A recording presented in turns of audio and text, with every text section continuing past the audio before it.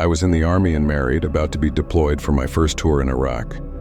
Everything was very stressful, and my wife wanted me to stay home, not go to the other side of the world.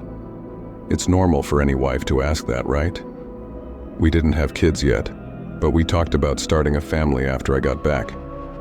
To save money, she moved to another state to live with a friend, paying very little rent, which would help us pay off our debts and live a more peaceful life in the future. I thought it was a good idea. Then I went on the deployment. At first she called me often, saying she missed me and loved me. But after about 2 months, she started to become distant. She barely talked to me on our calls. And when she replied to my messages, it was always with a few words. After a while, she said she needed space. I was confused because we were thousands of miles apart. She said she needed to find herself, and that really worried me. I remembered a guy who was her friend when we still lived in our hometown. He was a bit clingy, but I didn't think much of it. But now, he was in all the photos she posted. That's when I started to get suspicious. I decided to clone her phone to see what was going on. It was a hard decision, but I needed to know the truth. The first message I saw said, "Hey babe, I'll see you after work. Do you want me to save you some leftovers?" That crushed me. I lost 35 pounds in 1 week. I couldn't eat, I couldn't sleep. I kept watching her phone all the time, reading the messages she exchanged with him. They were talking about having a kid and how happy they were together. She was using the money I was making to go out with him, buy clothes and get matching tattoos. She told me that he was better than me in bed and that he treated her well, doing everything she wanted. That's when I decided to get even.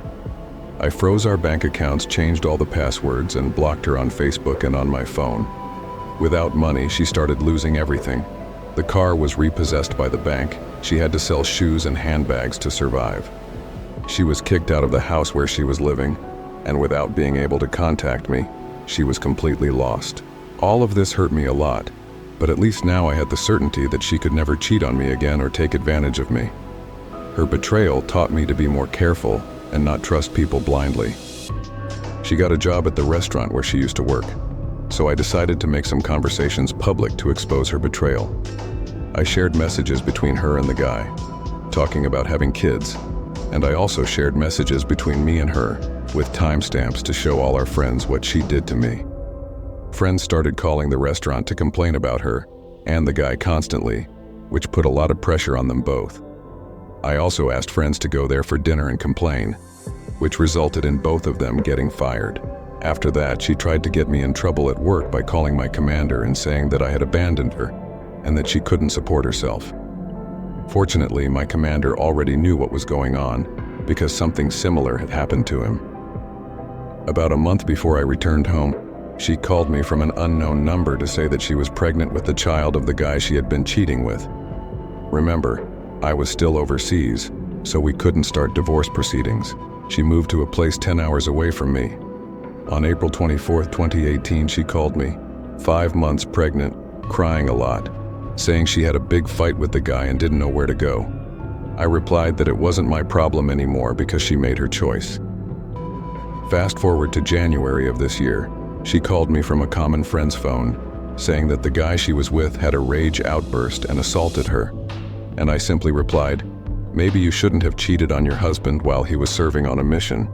She said she was sorry and that she was regretful, but I knew there was no turning back for her. The next month, I found out that the guy she was with also cheated on her with 2 other women. She started saying that she regrets everything and that she messed up.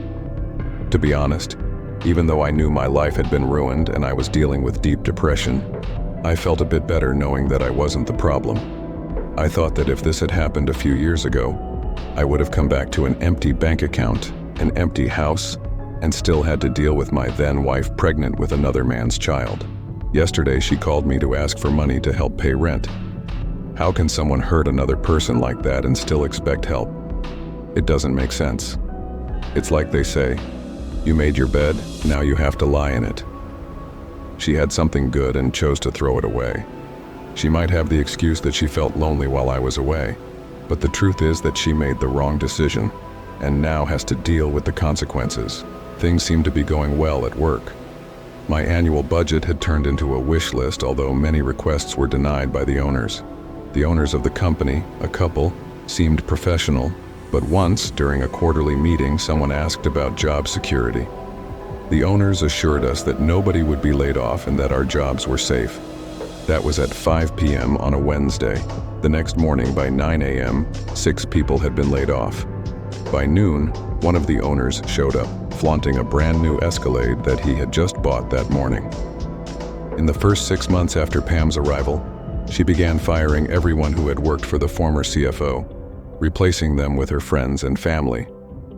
In fact, 3 of her bridesmaids were hired to fill the positions of those who were laid off. Soon, I was the only one left from a team of a dozen people. I knew my time was running out, so I started looking for a job, but the market was terrible due to the 2009 crisis. It was clear it would only be a matter of time before I was let go. 9 months after Pam had started, I was called to HR to be confronted with a completely false accusation, supposedly occurring the day before. I was in shock because that day I had worked with the VP of Sales on a project, so I knew I had a witness. I asked to bring in the VP to confirm my alibi, but HR told me that this is not about him, it's about you. At that point, I realized that HR was there to protect the company, not to do what was right or fair. It was clear that my days were numbered. The next day, I was introduced to an IT specialist who, coincidentally, was Pam's 21-year-old nephew.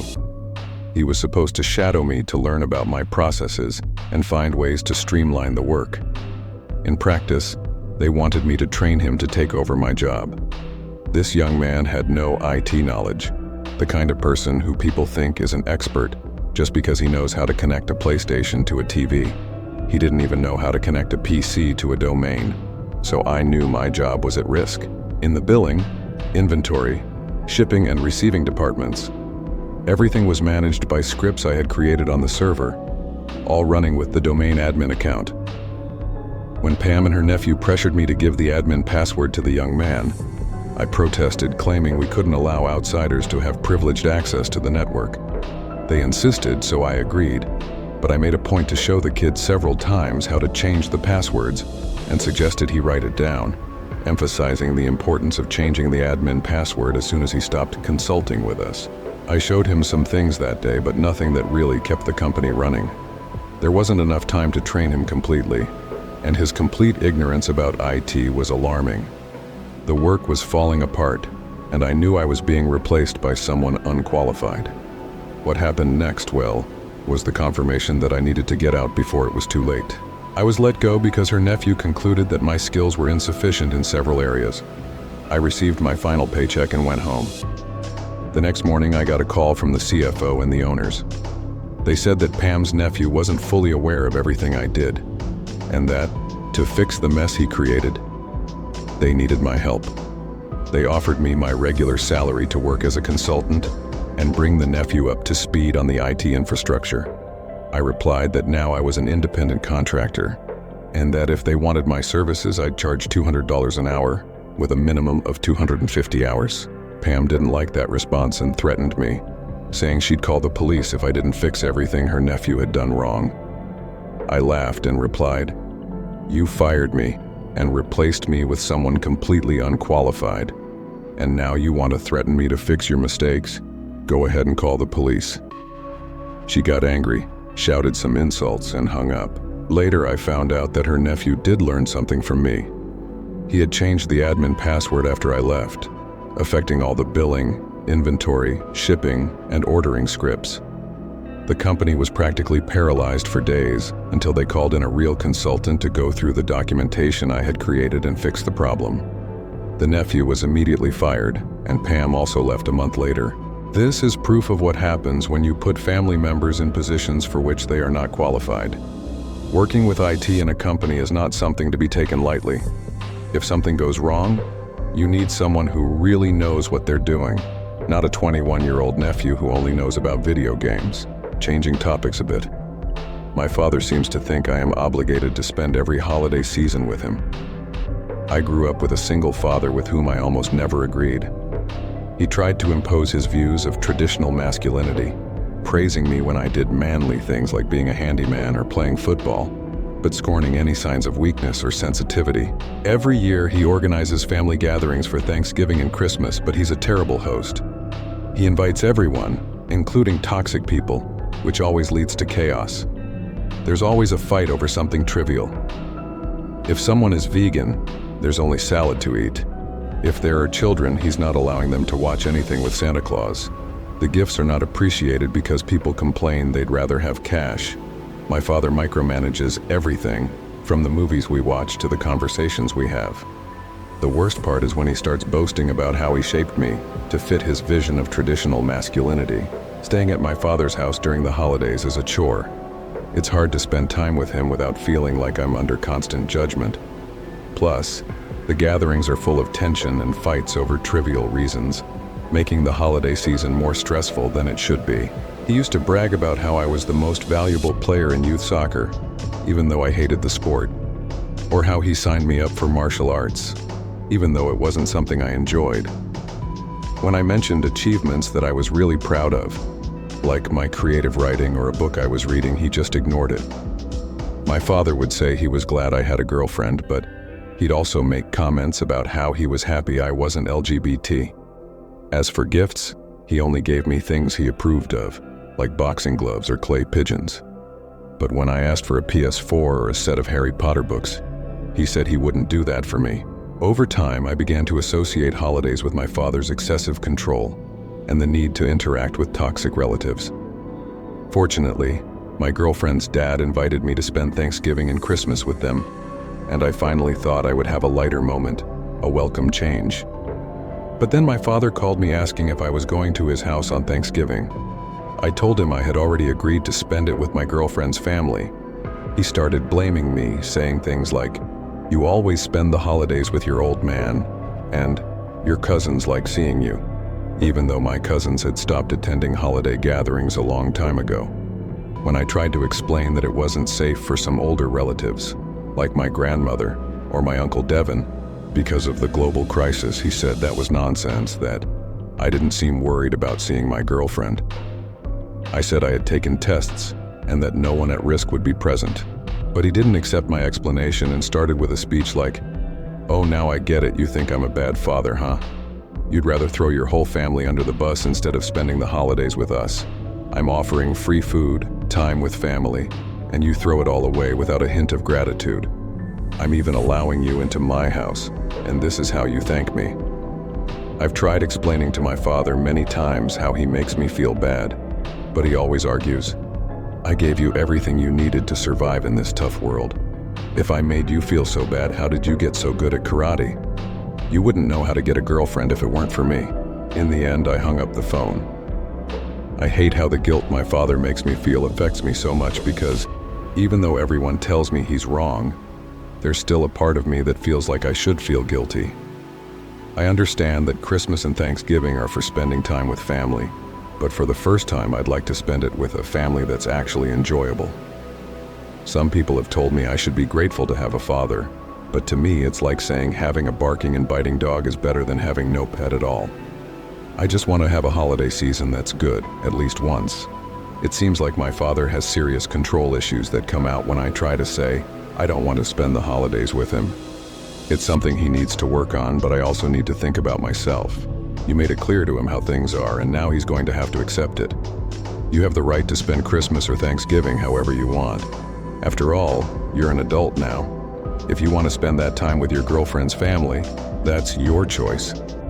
And if the environment in your family is as toxic as you describe, no one can blame you for wanting a more peaceful holiday. I was surprised when my late uncle was used to try to manipulate me. It still makes me angry when I think about it. I work at a family-owned business. My grandfather founded the shop, my parents bought it from him, and now my siblings and I also work there. Initially, my parents planned to share ownership with my uncle, but unfortunately, he passed away unexpectedly, 6 months before they closed the deal. He had a stroke while walking the dogs. It happened so quickly that there wasn't even time to say goodbye. He was only 42 years old. With his death, the agreement was canceled, and my parents waited 7 months after the original date to buy the shop to allow for mourning and to get things in order. My uncle knew all the safe codes. bank account passwords, everything, and when he died, that information went with him, complicating the reorganization process. Now we have a memorial photo of him in the shop with the date of his passing and a small message about what he meant to us. Sometimes customers who knew him offer their condolences, which is touching but also painful, especially when you're trying to focus on work. The problem was a customer who crossed the line. As soon as she walked in, she started complaining that everything was too expensive, that prices were lower before. Then she saw the memorial photo and started talking about how my uncle always haggled with her. I tried to be polite and change the subject, directing her to cheaper products. Even so, she kept complaining about the prices and insisted that my uncle always gave her a discount. When I said I couldn't negotiate, she reacted as if I was being insensitive. I wish I had told her to leave the store, but I stayed professional. She ended up buying 2 cheaper items, and I processed the order quickly to get her out of there. I made sure not to mention the promotion we were running on one of the items she bought. Let's call that omission the dead uncle tax. I know that customers bringing up my late uncle can be uncomfortable, especially since they knew him far less than we did. But I try to remember that, in most cases, they're just trying to show sympathy. Still, some people don't know when to stop. She was clearly trying to get something extra. To be honest, I doubt my uncle gave her the discount she was talking about. She probably made it up, thinking I would go along with it because we both liked my uncle and might have a good chat about him or something. But she didn't even bother to start the conversation in a friendly way. She came in with a bad attitude right from the start. If she really got a discount from my uncle, great for her, but based on our interaction, I decided we'd charge her a bit more from now on. Now about another situation. My partner got jealous of a coworker because I gave her a piece of a cookie. My girlfriend brought me 2 cookies from one of my favorite bakeries while I was at work. I ate one, and when my coworker, who I consider a friend, came over to the counter where I was, I greeted her and asked how she was doing. She said she was in a lot of pain because of her period. I felt bad for her and gave her a piece of the second cookie, hoping it might make her day a bit better. My partner said that kind of gesture should only happen between the 2 of us, and she felt very uncomfortable with what I did. I agreed that if it bothered her, I wouldn't do it again, but I thought she was overreacting, like it was just a piece of a cookie, not a declaration of love or anything. Is it really a reason for so much drama? My intention was just to comfort someone who was having a bad day, and I don't think it's fair that she got so upset. But I understand the jealousy, and every relationship has its limits and sensitivities. Maybe to her it means something more, but to me it was just a friendly gesture. So, here's the question: am I wrong? Or is it just a small issue of jealousy that shouldn't be taken too seriously? I hope this helps you decide if I'm overreacting, or if she's being a little too jealous. Don't forget to subscribe and hit the bell to receive notifications. Don't miss our stories, and see you next time.